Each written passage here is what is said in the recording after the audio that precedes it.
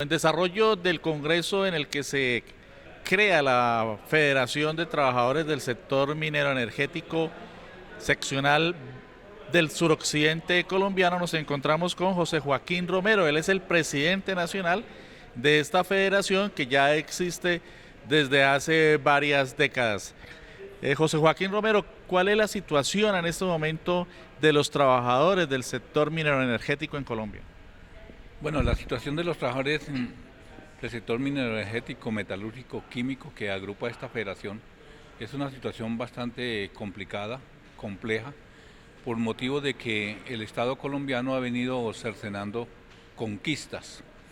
Y aparte de cercenar conquistas, también hay una violación al derecho de organización, contratación y huelga.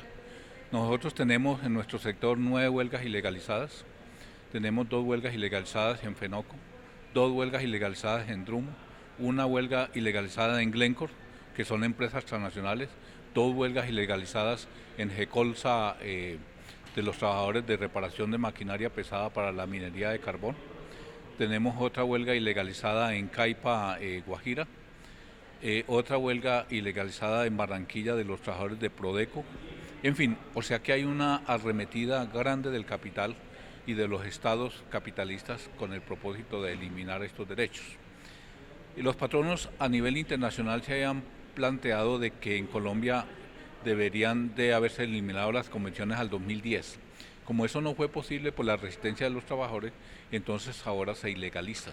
Pero antes de la ilegalización pues hubo una situación de asesinatos de dirigentes sindicales, masacres, tanto colectivas como selectivas, y por lo tanto en el caso de la federación tenemos más de 50 dirigentes sindicales asesinados en todo el país. En el caso de Drumo nos mataron 2 presidentes, un vicepresidente y nos han asesinado más de 8 activistas sindicales, y así pasa en otras empresas. Entonces las condiciones para laborar aquí en Colombia y hacer sindicalismo a veces se paga con la vida porque hay digamos, la pena de muerte de hecho, aunque la ley y las normas prohíban esa situación, pero aquí en Colombia eso se hace. Muchas veces se paga con la vida, pero ¿qué están haciendo los trabajadores? ¿Cuál es la reacción? ¿Cuál es la resistencia? ¿Cuáles son las acciones para enfrentar toda esta arremetida del sistema laboral neoliberal en Colombia que cercena los derechos de los trabajadores, cercena la libertad sindical y atenta contra la vida de ellos? Bueno, a pesar de que hayan, digamos, el asunto de persecución, asesinatos, pues no, de todas maneras la vida continúa, el aspecto de la lucha de clases continúa, y eso tampoco elimina la lucha de clases, porque aunque asesinan a los trabajadores, pues la situación se agrava mucho más y los trabajadores de todas maneras, pues uno se tiene que morir cualquier día de cualquier mal.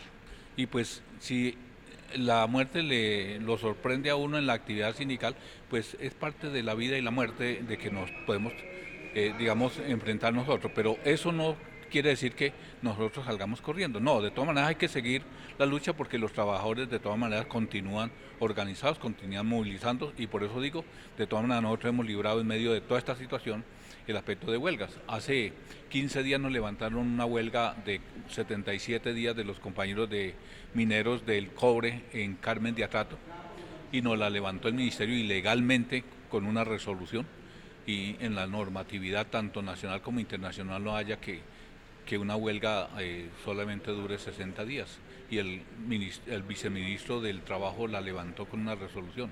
Es decir, que estamos hablando de connivencia del gobierno, del Ministerio del Trabajo con los empresarios.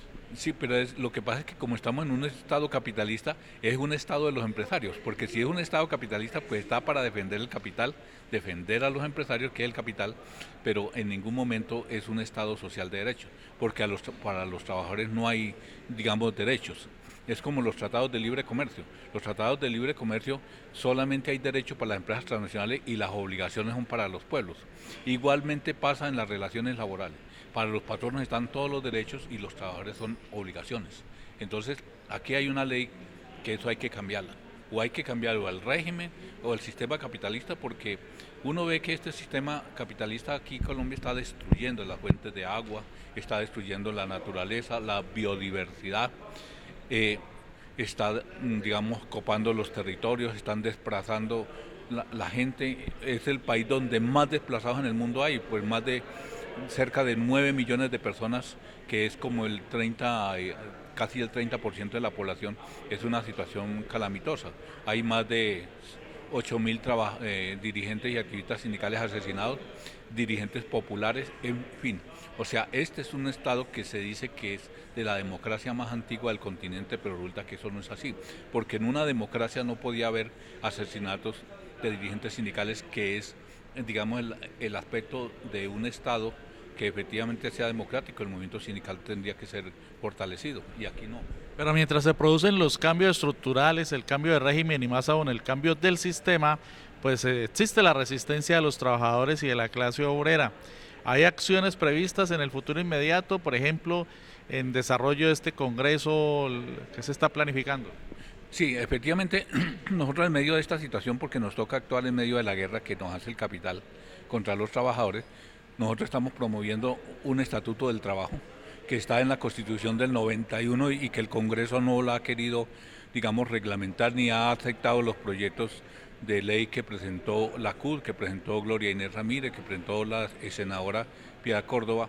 Y ese estatuto puede, digamos, mejorar y garantizar los derechos de los trabajadores, el derecho de organización, de contratación, de huelga, el aspecto del derecho a un salario digno, a los subcontratos de trabajo, eliminar los subcontratos de trabajo, porque hoy en día esos trabajadores ganan mucho menos que los trabajadores directos. Las condiciones laborales de esos trabajadores son muy paupérrimas. El aspecto de las prestaciones sociales también no se le pagan a todos los trabajadores. Incluso hoy hay trabajadores que trabajan por horas. Eso debe ser eliminado de la Constitución, y efectivamente la contratación tiene que ser contratación con su jornada de trabajo, y además aquí también se tiene que recortar esa jornada de trabajo, porque en Europa se logró las 34 horas, nosotros también luchamos porque eso sea posible. Entonces, en este estatuto que nosotros estamos planteando, pensamos que eso tiene que ir, pero ese estatuto lo tenemos que librar con la movilización de los trabajadores, con la huelga, con los bloqueos, porque de otra cosa este gobierno y los empresarios son sordos, solamente escuchan a los trabajadores cuando se movilizan, o las comunidades. Igualmente también estamos promoviendo una ley alternativa de riquezas naturales, donde los precios de los combustibles deben de bajar. El aspecto de la explotación minera se tiene que regular, se tiene que cuidar el medio ambiente, porque no se puede hacer una explotación minera destruyendo nuestra naturaleza, nuestra biodiversidad, destruyendo los territorios, destruyendo el agua, que es la vida de todo ser viviente, sean seres humanos, plantas, animales, en fin. Entonces, eso es una cuestión que nosotros pensamos que se tiene que hacer también una ley que favorezca, digamos, la naturaleza y favorezca las riquezas de este país para que se industrialice, porque el país fue desindustrializado con los tratados de libre comercio. ¿Cuál es la posición de ustedes en relación con la reforma laboral y la reforma pensional que tiene en mente el gobierno de Duque? Nosotros rechazamos rotundamente, porque cada vez han venido recortando. Por ejemplo, en el caso de los pensionados, el Estado nunca ha aportado para el aspecto de que un trabajador pueda, digamos, pueda pensionarse, porque cuando se estableció el Seguro Social en 1967, que empezó a funcionar, se planteó que los aportes tenían que ser tripartitas, una parte del gobierno, otra parte de los empresarios y otra parte de los trabajadores. El gobierno nunca asumió esa responsabilidad. El gobierno debe más de 40 billones de pesos a la seguridad de los trabajadores, y ahora quiere hacer una reforma para recortar derechos cuando el Estado no ha colocado un solo peso. Es un contrasentido, es una situación muy agresiva contra los derechos de los trabajadores cuando el gobierno no ha aportado nada. Entonces, ¿cómo el gobierno va a meterse con una reforma de recortar derechos de los trabajadores pensionados, si eso lo hemos logrado los trabajadores aportando junto con los empresarios como establece la norma? Finalmente, ¿cuáles son las conclusiones de este Congreso en el que se crea la Federación Seccional del Occidente Colombiano de los Trabajadores de la Industria Minera? Bien, nosotros pues ahí se han leído en la mañana de hoy el aspecto como una plataforma, digamos, como un manifiesto del Congreso, en la cual estamos planteando de que hay que hacer un serio trabajo con las comunidades, porque las comunidades que viven a los alrededores de los proyectos mineroenergéticos, de los proyectos agroindustriales, de los proyectos industriales, esa comunidad también viene siendo afectada. Y además porque es un empleo que hoy en día se genera el aspecto de contratos basura. Por lo tanto, nosotros estamos llamando a las comunidades a que peleemos conjuntamente, a los campesinos, por el aspecto de la salud, de la educación, de la inversión social, de que la renta de este país sea redistribuida entre los colombianos, que somos los dueños de la riqueza y los que estamos viviendo en Colombia. Y no puede ser un beneficio para los monopolios transnacionales que se llevan la riqueza. Entonces, aquí hay que darle una vuelta a esa torta, porque es que aquí solamente se benefician los grandes empresarios. El Estado, los funcionarios del Estado que vienen de las empresas privadas se roban el presupuesto nacional, se roban las arcas del Estado y después nos ponen a los colombianos pobres a pagar esos robos, a contribuir a los bancos, contribuir a las empresas, contribuir a los supermercados con el IVA y con todos estos impuestos, cuando son las clases dominantes que están dirigiendo el país las que se roban todo eso. Entonces, como ocurrió con Electrocaribe.